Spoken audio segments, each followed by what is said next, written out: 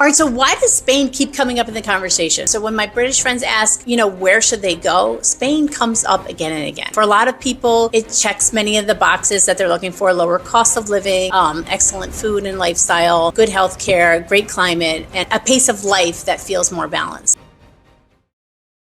Hey, I left America. Now I see why the Brits are leaving the UK too. If you feel like you're ready to get out, let me tell you, you're not the only one. Something interesting has been happening recently. Over the past few months, a couple of my British friends have reached out to me with the exact same question. They say, Danielle, you moved your family abroad. Was it actually worth it? And then they start explaining why they're thinking about leaving the UK. Housing, cost of living, healthcare, stress, feeling like they're constantly working but never really getting ahead. Does that sound familiar? And as they're talking, I had a strange moment of deja vu, because what they're describing was the exact same reasons why we left the United States almost 5 years ago, and why so many other Americans are reaching out to me. Before we jump into it, if you are new here, welcome. I'm Danielle Paisalas from Expat Livin. My family and I moved from the United States to Spain about 5 years ago, and on this channel, I share the real side of moving abroad, the visa process, the costs, and what daily life is actually like once you get there. So if you're thinking about moving overseas or moving abroad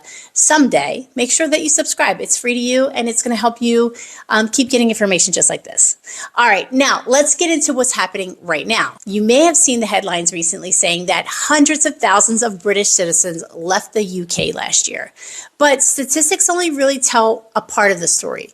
What really got my attention was a conversation that I had with a close friend of mine who lives in London. Now, she's lived there for most of her life, never once talked about leaving. And then out of nowhere, she said to me, Danielle, we're really seriously thinking about moving abroad. So I asked her, why?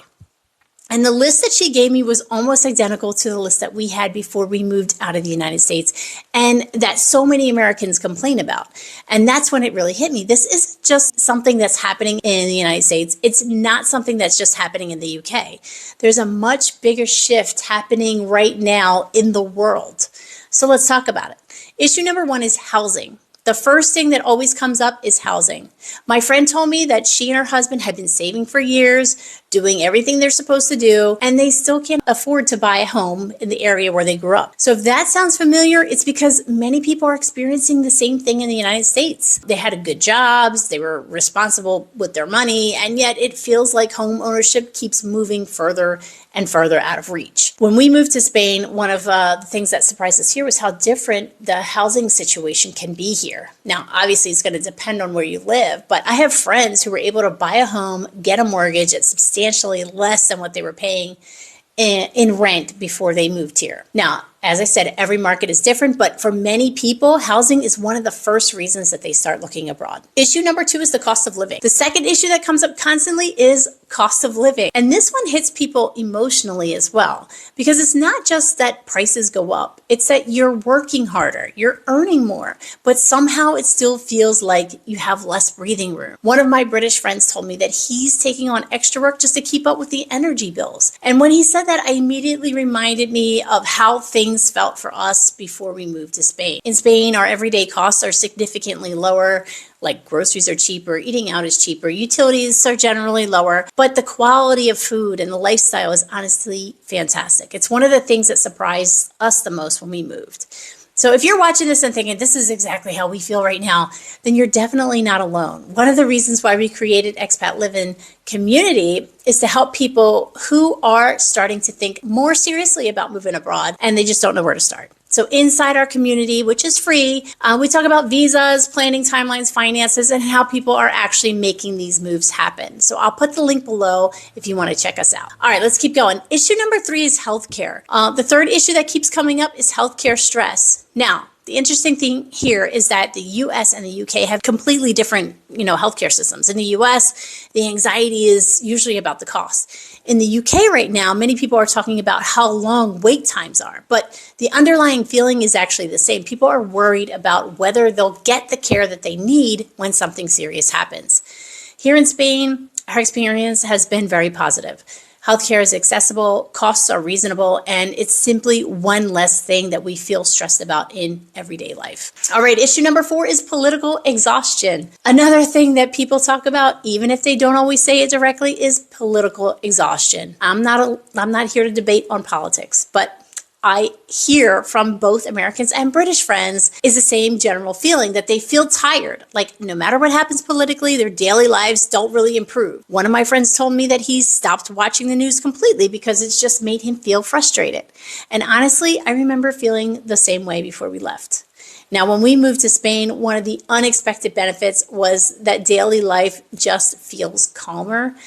People still have opinions, of course, but it doesn't dominate everyday conversation the same way as it does at home. Issue number 5 is the time and quality of life. There's that final issue, right? Which may actually be the biggest one, time, or more specifically, who your time belongs to. So before we moved abroad, our lives felt very busy. Work obligations, schedules, constantly moving from one thing to the next. What surprised us about life in Spain is how much more emphasis there is on simply enjoying time.